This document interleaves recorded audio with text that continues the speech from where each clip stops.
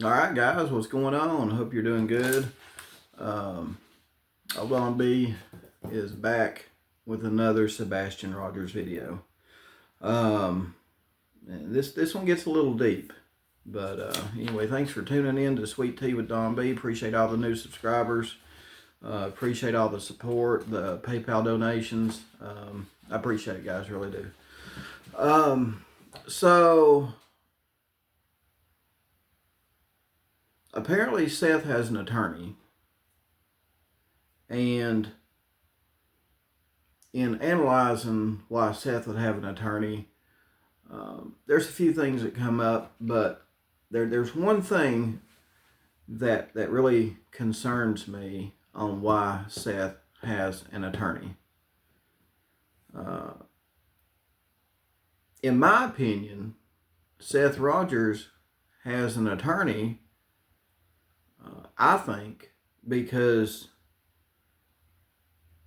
old Seth might be filing a civil suit against the Tennessee Department of Children's Services. I mean, y'all remember back when Seth was saying, there were cases opened over at Chris and Katie's, and he never knew about it, which he should. He's a biological father. It's kind of concerning, guys. Kind of concerning. So why didn't Seth find out about any of that stuff? So, is it? Does the Tennessee Department of Children's Services, are they obligated to contact the other parent when there is an open case with the child at the other parent's house? Are they obligated? So that's why I think Seth has an attorney. I don't think Seth is in trouble. And the attorney's advising Seth, on basically what and not to do when it comes to talking about, the Tennessee Department of Children's Services, CPS, and anything related to CPS and Sebastian. So, in my opinion, I think Seth, he may have a good civil case against the Tennessee Department of Children's Services. So drop your comments. Let me know what y'all think about that. Y'all think I'm onto something with that? Now, the other thing that I want to talk about is the phone call. Katie said that she was on the phone for roughly 3 hours with Chris, right? And I've been thinking about that. Now, police can get text messages, audio, or text messages, pictures, things like that. But I don't think police can get your actual voice conversation with someone else off your phone. I don't think they can do that. So, and here's what I'm thinking, guys. Here's what I'm thinking with that phone call. I'm thinking, just because Katie said she was on the phone with Chris for 3 hours doesn't mean Chris was in Memphis during the call. Could Chris have answered the phone? And this, of course, this is just, speculation, and this very well could have happened. Katie calls Chris. Chris answers the phone. Chris has the phone plugged up onto a charger so it doesn't die. Chris sets the phone on a dresser, table, or wherever, and leaves the phone on. Katie does the same thing. So it looks, now they've got that connection from phone to phone, but what if nobody's really talking to each other? What if it's just to look like they are? Let me call you, and we'll leave the phones on. Just set them down, and that'll be part of our alibi. It'll help me with my alibi.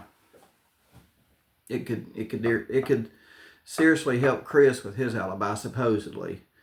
Now, again, if police can actually get their physical conversation off the phone, then, or their physical conversation off wherever it goes. I don't know if cell phone companies store your physical conversations. I'm not real sure about that. I think they just do text messages and images, your pictures, stuff like that, your browsing history, things of that nature. But if Katie and Chris made that connection with those phones and then just set them down to make it look like they were talking for 3 hours, y'all see what I'm saying?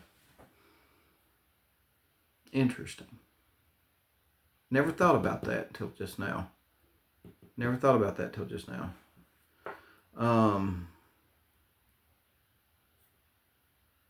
And I still believe we are not hearing the full story about what happened in that house the night Sebastian Rogers went missing.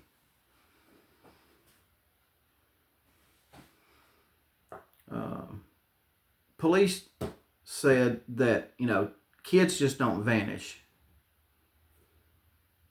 Well, I say kids just don't vanish from the safety of their own home with no evidence.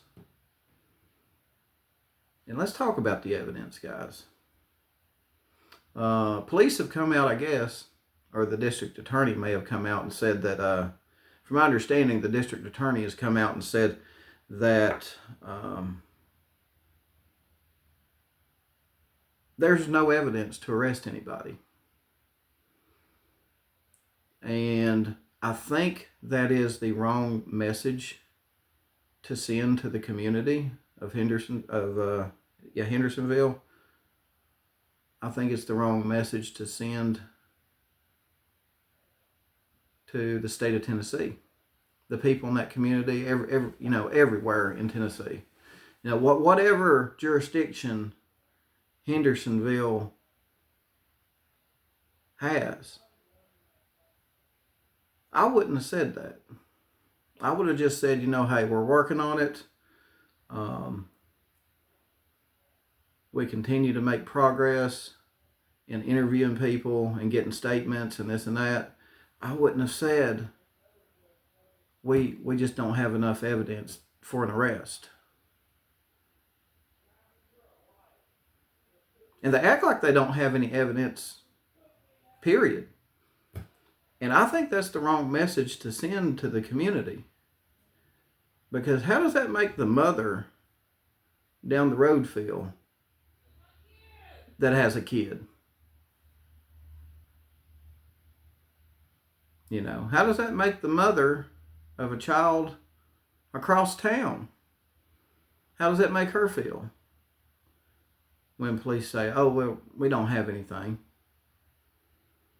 How does that make the parents in the community feel who's got kids? And if this happened to them, oh, we don't have anything. You got to have something. I'm telling you, a kid just does not go missing without any evidence. And a kid doesn't go missing out of their own home, the safety of their own home, without any evidence. It's the wrong message to send to the community. Wrong message. And what I'm afraid if the DA and police keep acting like, there's nothing to see here, people, move along. Are people gonna, is the community gonna start taking matters into their own hands? In my opinion, Chris and Katie, they had to move. In my opinion, they had to move away from where they lived at in that neighborhood for their safety. I talked to, or I didn't talk to, I heard from some people that lived near them that were pretty pissed off and upset with Chris and Katie. And now you've got police saying, nothing to see here, people, move along. I mean, hell yeah, I can see the community getting angered and pissed off and frustrated, and, you know, you don't want that. You don't want that. You better be coming out with a press conference and reassuring people that you're working on it, and you're working on it hard.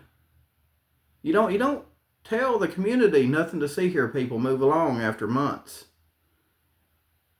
That's the wrong message to send out to the community. My advice to the police, you better do a press conference, and you better reassure the community that you're working on this and you're making some kind of progress. Or just do a press conference and let them know you're still working on it, and you know about their concerns. In my opinion, you better do a press conference. That's just my opinion, guys. Because I think the community is at their wits' end, and I don't think the community really feels safe. They don't feel secure. I mean, what if this was another parent down the road, across town? 2 cases now in Tennessee, and police in both cases, the Summer Wells and now Sebastian Rogers. Well, nothing to see here, people. Move along. Well, at least police gave some press conferences in the Summer Wells case. They've not in a while. But I think it's due time Hendersonville and maybe TBI hold a press conference and reassure the community that they're working on it. So let me know what you think about that, guys. Let me know what you think about that. Drop some comments below. And man, I had to go to the doctor for a checkup, and getting old sucks. He's like, well, now that you're 50, you got to get a shingles shot. And I'm like, I didn't think much about it.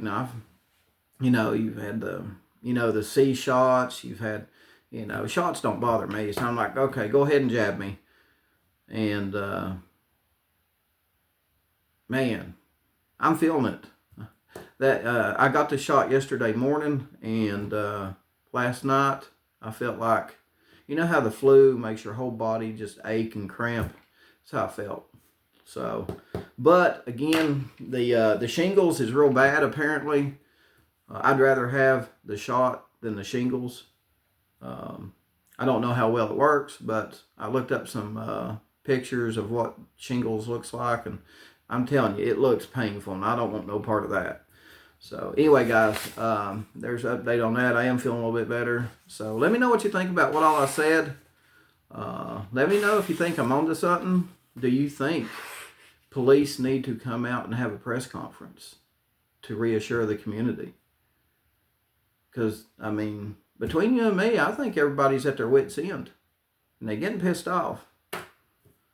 So it's not, and I don't think they want answers. I just think they want reassurance. I think they want reassurance. So let me know what you think about that, and I'll see you guys on the next video.